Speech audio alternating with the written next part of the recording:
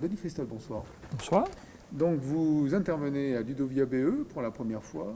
Vous êtes donc PhD chercheur invité à Paris-Nanterre, directeur innovation et développement de l'association pour le progrès du management. C'est ça. Alors à Ludovia BE, on a souhaité vous faire travailler sur le concept d'apprendre à apprendre ensemble, mais par rapport au lieu d'apprentissage de l'éducation wallonne, qui sont en classe ou éventuellement en salle de prof, puisque on travaille souvent de pair à pair. Donc, est-ce que vous pouvez nous rappeler un petit peu votre concept d'apprendre à apprendre ensemble? Oui, avec plaisir. En fait, c'est un concept en construction parce qu'on apprend à apprendre toute notre vie.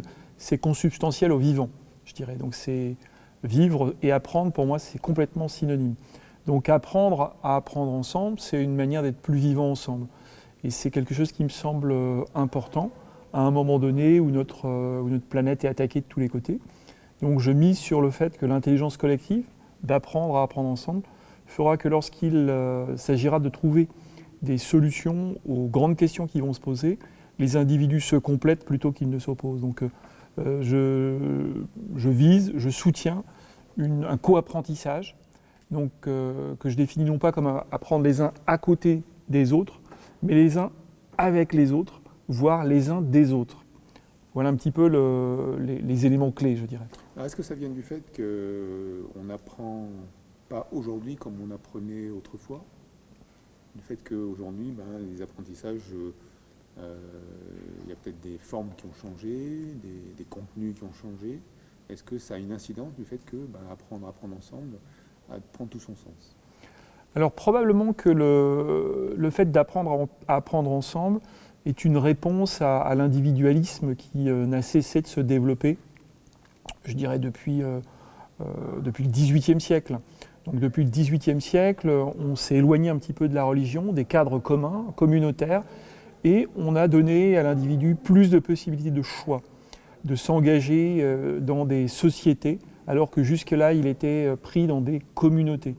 Donc quelque chose d'important se met en place, c'est que lorsque l'individu n'est plus déterminé par ses communautés d'appartenance, eh bien, il doit se trouver une place, il doit se construire. Ce qui aboutit à une école de l'excellence où on va chercher à extraire le meilleur, et progressivement, l'individu le meilleur, eh bien, il va trouver sa place dans des communautés, mais cette fois-ci rétributrices, c'est-à-dire qu'il va être payé pour le meilleur de ce qu'il sait faire. Pour moi, apprendre à apprendre ensemble, c'est plutôt de se situer dans des communautés restauratrices de liens, restauratrices d'avenir.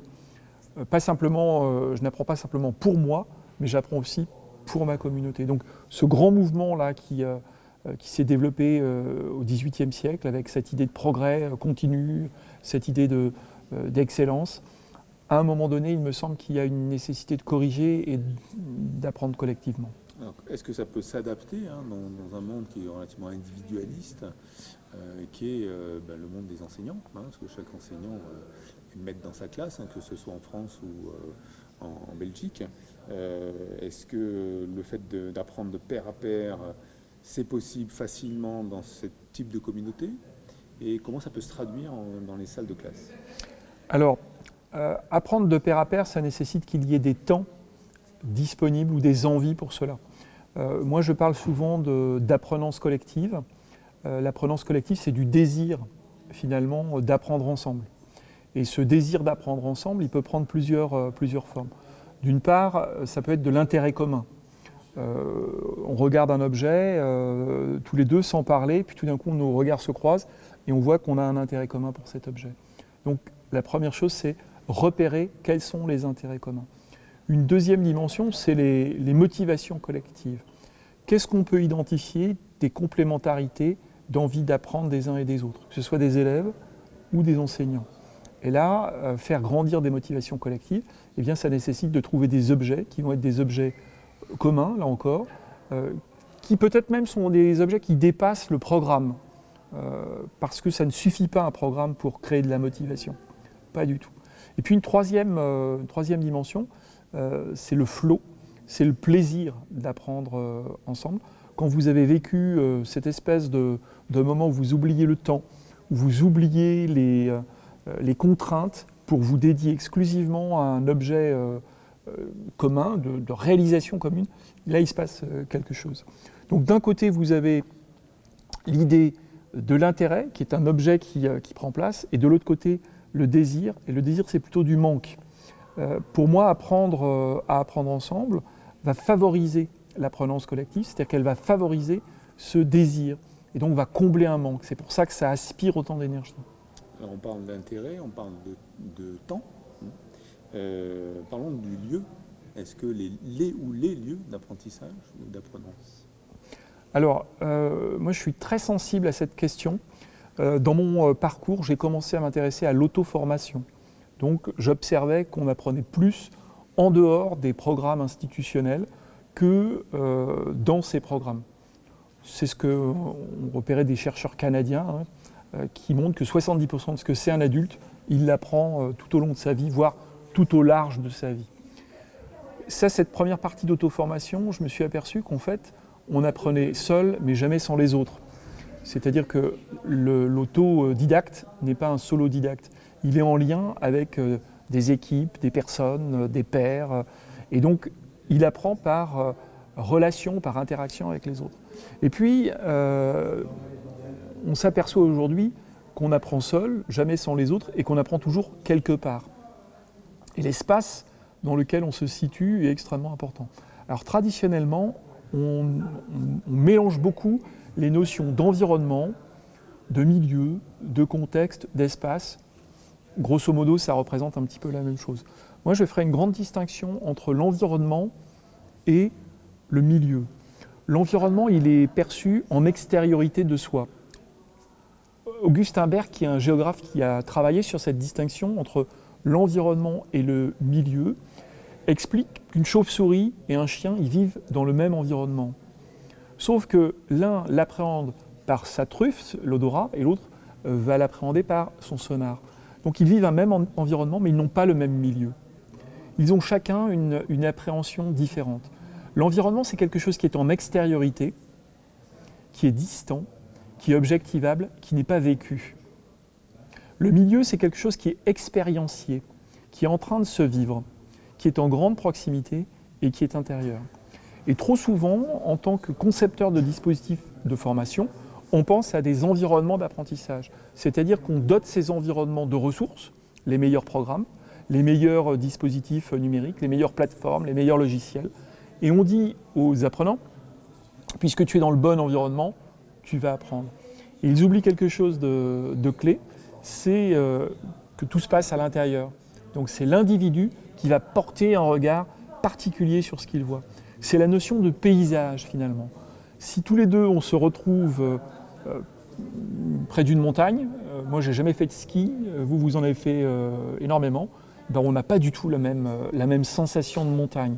Pour vous ça va être quelque chose d'excitant, de plaisant, de routine, de souvenir. Pour moi c'est quelque chose d'inquiétant, de perturbant et de gênant.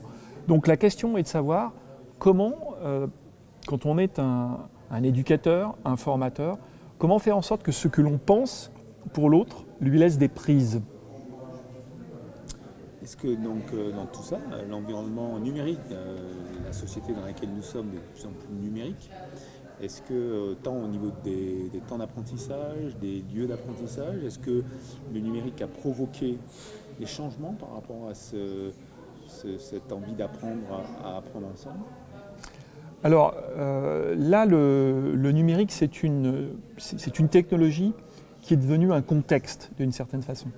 Au départ, on peut dire que c'est un ensemble d'outils et qui va rétroagir sur notre cerveau, sur notre façon de penser. Et progressivement, le numérique est devenu pervasif, il s'est distillé, infiltré partout.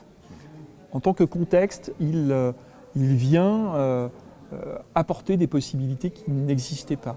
Une connexion continue, l'accès à des données, la possibilité d'avoir des liaisons asynchrones, distantes, de faire se regrouper des petits centres d'intérêt. Donc, on provoque des opportunités nouvelles d'apprentissage, mais également de désir d'apprendre. Par contre, ça nécessite de nouveaux savoir-faire, de nouvelles pratiques qui ne sont pas forcément la transposition immédiate de ce qui existait dans une classe, dans une école, à des pratiques en ligne. Et là, il y a des réinventions qui doivent opérer. J'ai oublié quelque chose par rapport à ce que vous allez dire. C'est pas mal déjà tout ça. Je pense qu'il y a, si peut-être la dernière chose que j'aimerais dire, c'est que si je me suis investi aussi sur cette idée de travailler sur le milieu où l'on apprend, c'est parce que aujourd'hui je pense que on oublie trop souvent que la planète est notre milieu. Nous sommes constitutifs de notre milieu. Et donc se ressentir, repartir vers ces sensations, c'est apporter quelque chose de différents processus d'apprentissage.